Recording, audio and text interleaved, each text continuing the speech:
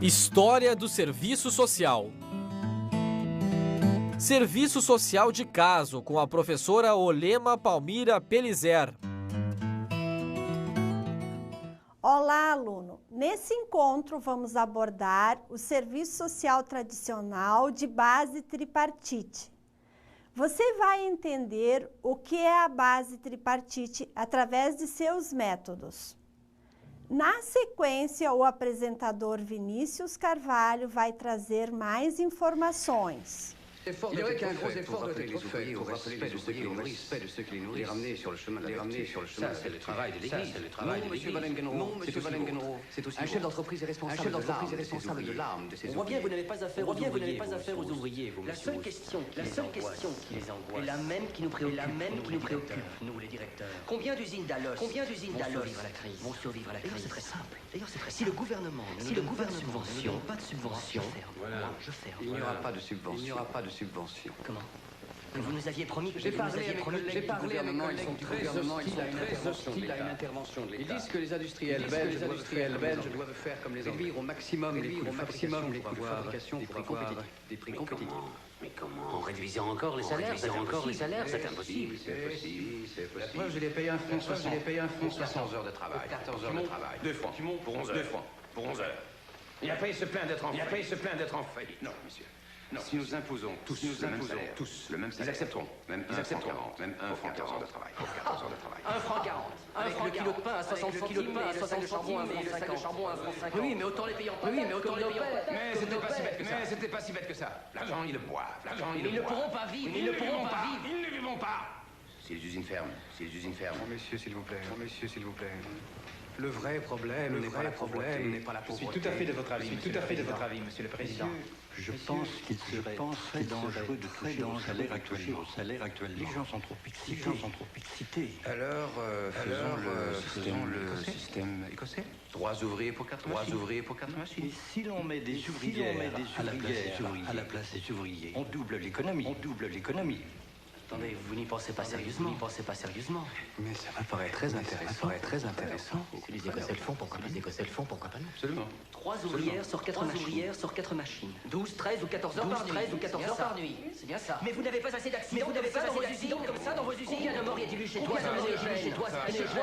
Et chez toi, Adelin? Et chez vous tous? Évitons la démagogie, monsieur, s'il vous plaît. Si toute guerre fait des victimes. Vous êtes démons. Tous. A proposta tripartite. Olá, pessoal, tudo bem? Então, chamamos de serviço social tradicional ou tripartite os 3 métodos de serviço social: o serviço social de caso, grupo e comunidade.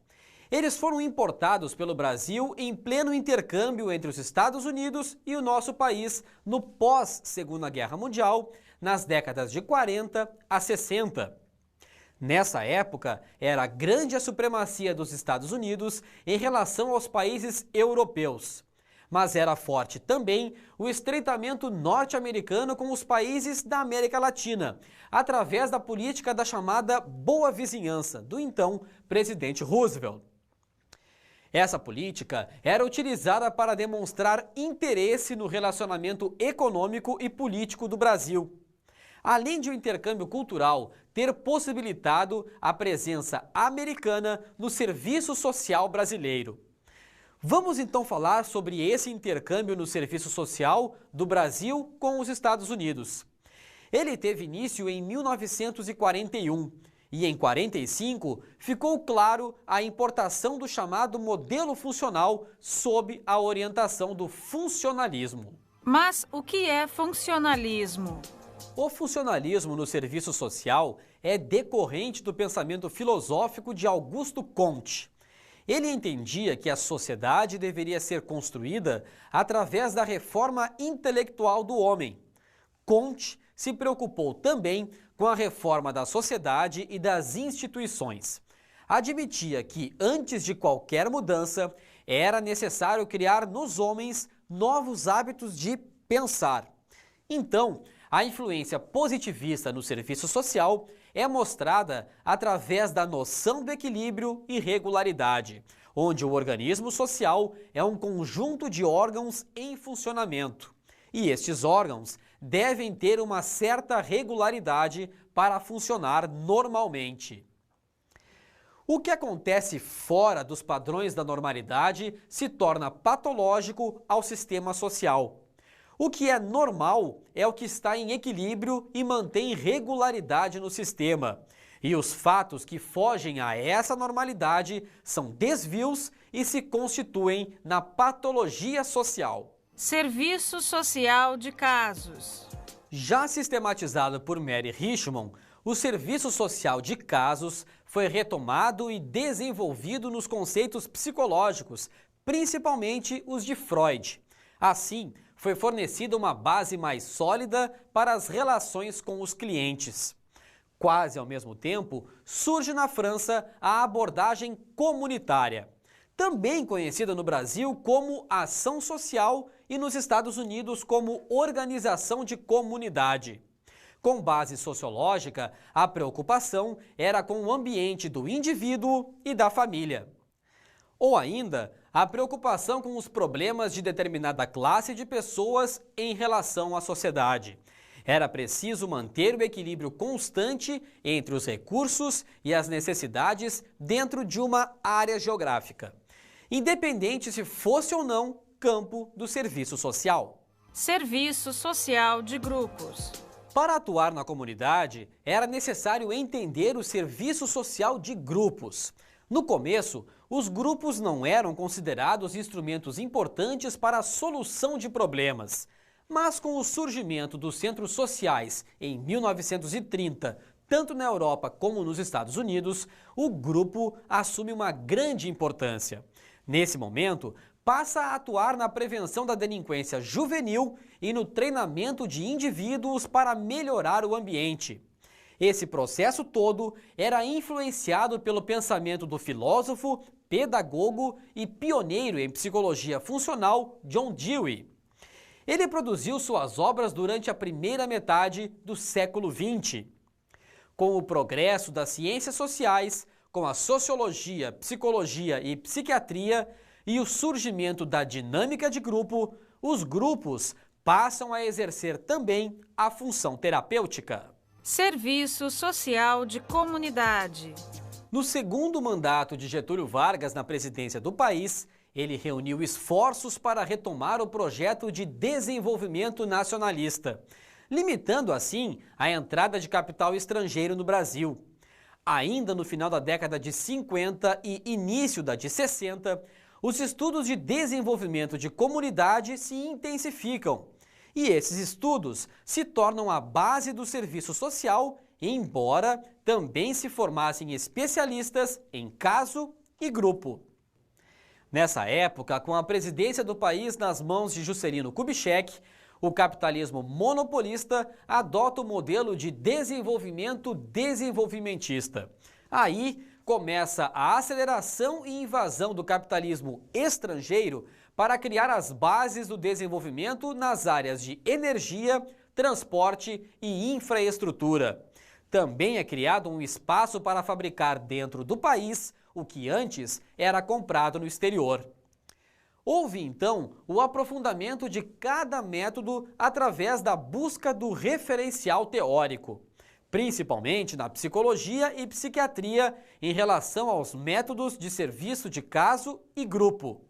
E na sociologia, a busca foi através do desenvolvimento e organização de comunidade.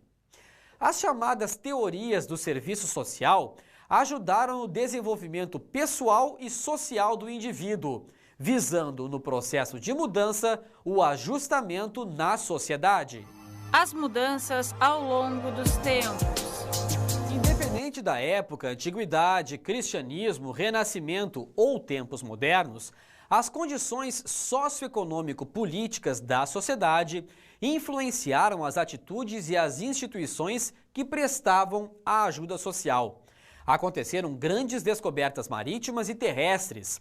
As ciências físicas e naturais se estruturaram lentamente e sacudiram o empirismo na tentativa de encontrar uma teoria para a ação social.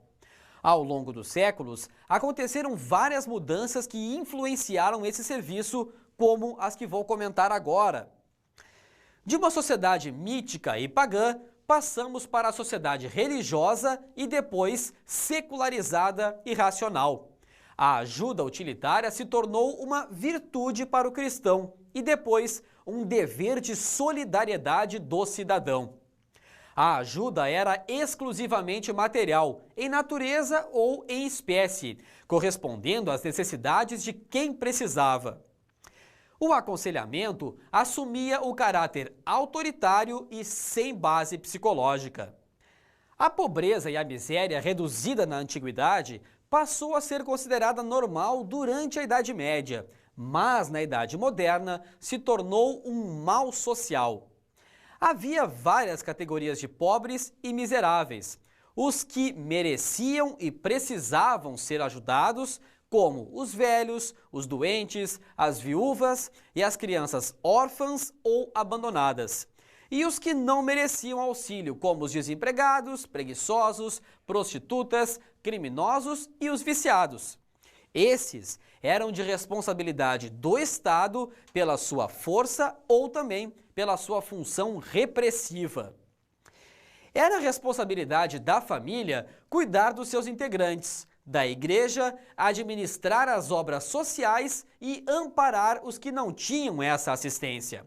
E ao Estado cabia a responsabilidade de reprimir os males sociais através da legislação e da política social. Mas, com o tempo, o Estado assumiu a ideia de prevenção, utilizando os donativos dos mais abastados, as esmolas dos particulares e os fundos do próprio governo. A história da caridade. A caridade é pensada por Juan Luis Vivet no século XVI. É ele quem lança as primeiras bases para um serviço social organizado. Vivet nasceu em Valença, na Espanha, em 1492, ano em que a América foi descoberta. Frequentou aulas na Universidade de Valença e aos 19 anos foi para Paris estudar na Sorbonne. Ingressou no mundo das letras escrevendo sobre filosofia. Suas ideias em pedagogia eram originais para o seu tempo e, através dos seus escritos, teve contato com Thomas More e Erasmo. O filósofo atuou como preceptor da filha da então rainha da Inglaterra, Catarina de Aragão. Foi obrigado a deixar a Inglaterra no momento em que foi chamado para opinar sobre o divórcio do rei. Instalou-se na cidade de Bruges, na Bélgica, que estava sob o domínio espanhol. Ali se casou e permaneceu até a morte aos 48 anos, consumido pelos desgostos e preocupações. Em 1526, Juan Luis Vivet publicou em Bruges o livro que resultou no primeiro plano imediato de assistência social. Ele expôs sua doutrina sobre as causas da miséria e a necessidade da união dos homens e a divisão do trabalho. Mostra que a caridade não é apenas dar dinheiro ou bens materiais, mas também dar de si, salientando a importância dos valores espirituais. Vivet também não considerou suficiente o trabalho da igreja. Declarava a necessidade da participação do Estado na obra assistencial. O clero e as ordens religiosas protestaram contra as providências sobre a mendicidade, pois atribuir a responsabilidade ao Estado poderia enfraquecer o prestígio da igreja, já abalada pelas ideias luteranas. Mas essas bases iniciais acabaram ficando no terreno da teoria e foram extremamente combatidas pela igreja e pela nobreza. As ideias de Vivet foram colocadas em prática no século XVI na França e em toda a Europa por São Vicente de Paulo. Ele era um sacerdote que vivia no Mosteiro da Caridade da Congregação Vicentina, filho de uma família camponesa de Landes, sul da França. Eles procuraram sistematizar a distribuição dos socorros e organizar a reabilitação dos pedidos. Fizeram isso com o auxílio caridoso das senhoras da sociedade, que foram conquistadas pelo exemplo dado pela nobreza, como o da princesa de Gondi.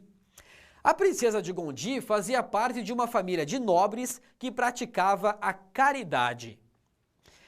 Em 1633, São Vicente e Luísa de Marillac tiveram a ideia de recrutar e formar moças camponesas que se dedicaram ao serviço dos pobres. Era o primeiro passo para a profissionalização da caridade. Nos 2 séculos seguintes, os princípios de São Vicente e de Viver se consolidaram através de numerosas fundações religiosas e leigas. Elas foram criadas para atender o número crescente de miseráveis resultantes das guerras e epidemias da época.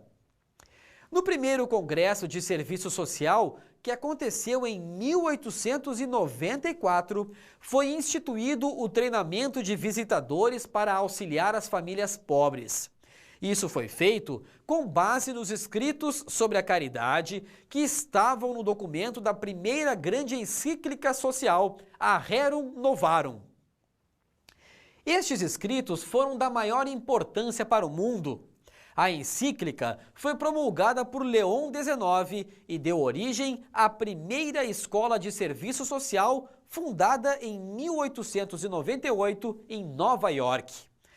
O que vimos até agora marcou a organização racional do serviço social, científico e profissional. Era entendido que não se deveria mais aceitar a ação social empírica, baseada exclusivamente na experiência, nas emoções e nos sentimentos. Então o sociólogo belga René Stand começa o intercâmbio de ideias e experiências. Ele faz isso através da primeira Conferência Internacional do Serviço Social, realizada em Paris em 1928. A partir desta conferência, a ação foi desmembrada em assistência à família, doentes, menores, presos, migrantes e trabalhadores. Esse trabalho chamou a atenção dos governos e atraiu um grande número de vocações. Durante muitos anos, ele influenciou a prática do serviço social. Já no século XX, foram realizados estudos minuciosos sobre o tema, principalmente nos Estados Unidos, onde Mary Richmond descobriu suas bases científicas e lançou a primeira definição de serviço social no ano de 1922. O serviço social de caso é um processo de desenvolvimento de personalidade do cliente através do ajustamento conscientemente efetuado do indivíduo e do homem para com o meio social. Para Vieira, o serviço social de caso procura, essencialmente, ajudar o indivíduo a resolver os seus próprios problemas, seja através da mudança de atitude ou pela realização de recursos da comunidade. O autor diz ainda que o assistente social ajuda o indivíduo a examinar as suas dificuldades e analisa com ele as possíveis formas de removê-las. Também informa sobre os recursos materiais, legais e jurídicos e a maneira de utilizá-los. O assistente social leva o cliente a escolher e adotar os meios para executar os recursos disponíveis. Muitos profissionais foram influenciados pela teoria de Freud, com base psicológica desenvolvida através dos autores norte-americanos Virginia Robinson, Gordon Hamilton e Florence Hollis. Para Gordon Hamilton, o caso social é composto por fatores internos e subjetivos e externos ou ambientais. Hamilton afirmava que não se tratava de pessoas ou ambientes no sentido material do termo, mas sim de indivíduos com seus sentimentos em relação às experiências sociais. Em 1941, ele caracterizou o serviço social de caso. É a arte de ajudar as pessoas a ajudarem a si mesmas, cooperando com elas a fim de beneficiá-las e, ao mesmo tempo, a sociedade em geral. Para Hamilton, o objetivo era favorecer serviços práticos e de aconselhamento para desenvolver a capacidade psicológica do cliente e fazendo com que ele utilize os serviços para atender os seus problemas.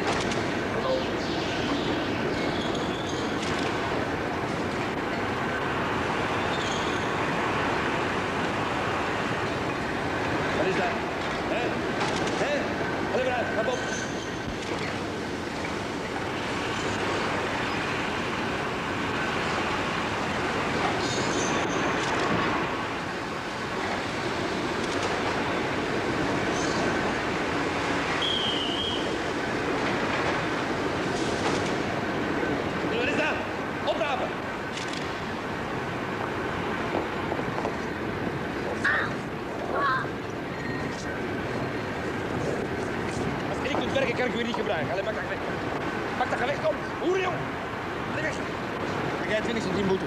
Maar ik heb niks gedaan. 20 centiem boete of doe ik er ook uit.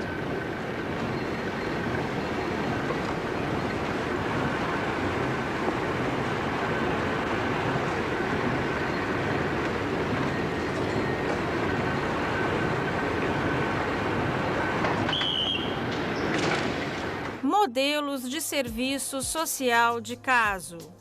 O serviço social de caso se utiliza de vários instrumentos para auxiliar individualmente as pessoas. São as relações entre o assistente social e o cliente, as técnicas de entrevista e a utilização dos recursos da comunidade.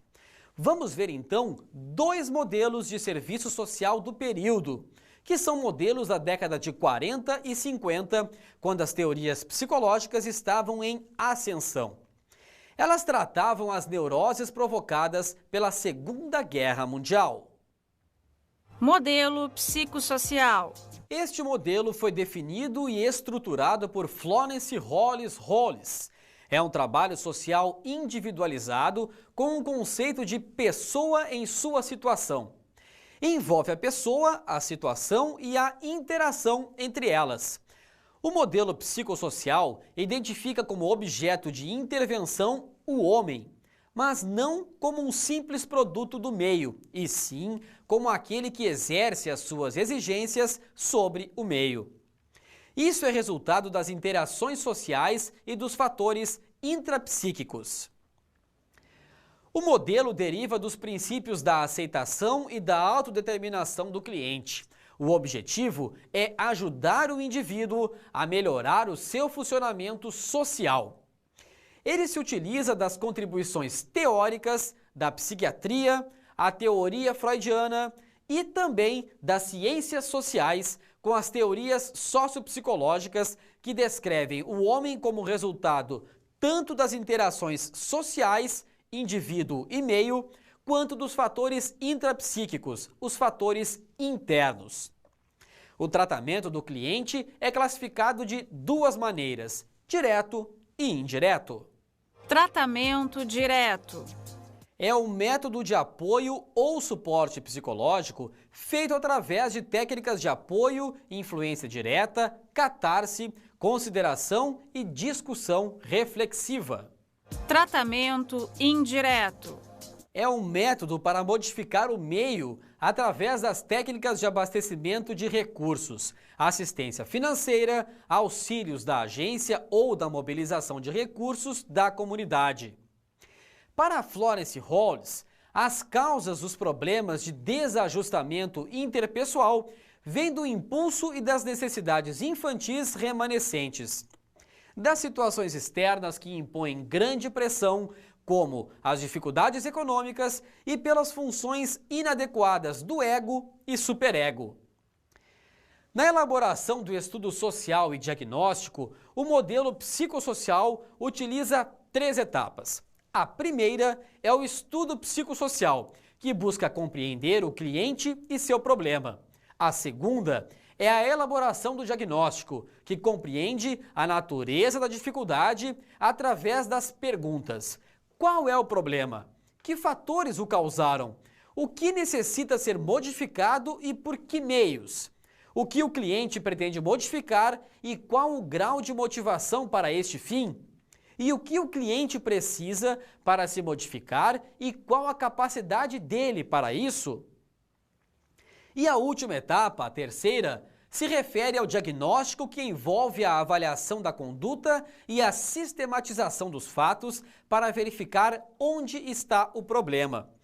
Como o cliente no seu meio, diante das pressões internas e externas, e também a inter-relação dinâmica, o porquê do problema.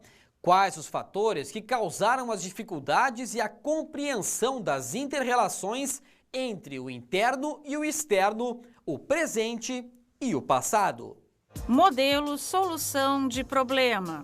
No serviço social de caso, o modelo de solução de problema foi definido e estruturado por Ellen Pellman como trabalho social individualizado. Ele é usado por instituições que buscam o bem-estar público para ajudar a pessoa a enfrentar com mais eficácia os seus problemas de ajustamento social. O indivíduo, ao apresentar problemas de incapacidade, passa a desenvolver o seu papel normalmente. As bases teóricas desse modelo são fundamentadas na corrente filosófica positivista e nas ideias e princípios da escola diagnóstica e funcional, onde os indivíduos são organizados em um sistema global, coerente e integrado. O modelo utiliza as teorias de Freud com o conceito de ego e as teorias de Dewey com o processo de resolução de problemas. Os valores positivistas da pessoa são considerados e ela é vista como um todo e única em qualquer circunstância de vida. Isso acontece na medida em que exerce sua autodeterminação e participação no processo de resolução de problemas, a chamada autoajuda. O objetivo é ajudar o cliente a alcançar o seu nível funcional anterior ou até mesmo um novo. Então, o modelo Solução de Problema de Ellen Pellman considera alguns fatores como os elementos essenciais do casework, que são a pessoa, o problema, o lugar e o processo. E os principais instrumentos, que são o relacionamento e a interação sentimental entre duas pessoas com interesses em comum para resolver uma situação. Este modelo tem 4 etapas de ação. A primeira é verificar e captar os fatos que constituem o problema referente ao estudo. A segunda é refletir sobre os fatos, diagnosticar. A terceira etapa é eleger a solução do problema e o tipo de ação manifesta, o tratamento. E a quarta e última é enfocar o plano de tratamento, delimitando o propósito do cliente e da agência. Nesse encontro, abordamos o serviço social tradicional tripartite. Você acompanhou os métodos de serviço social de caso e se aprofundou um pouco mais na história da caridade. Bons estudos e até o próximo encontro!